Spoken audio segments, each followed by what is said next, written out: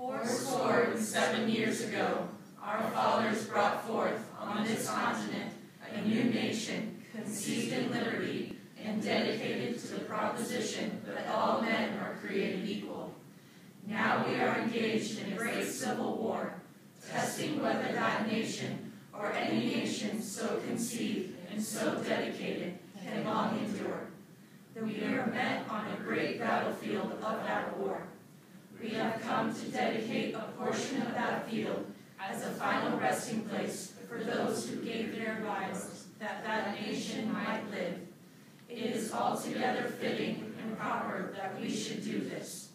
But in a larger sense, we cannot dedicate, we cannot consecrate, we cannot hallow this ground.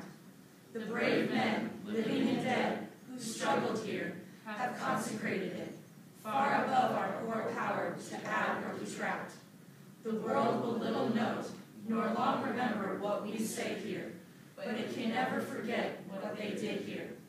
It is for us, the living, rather, to be dedicated here to the unfinished work which they who fought here have thus far so nobly advanced.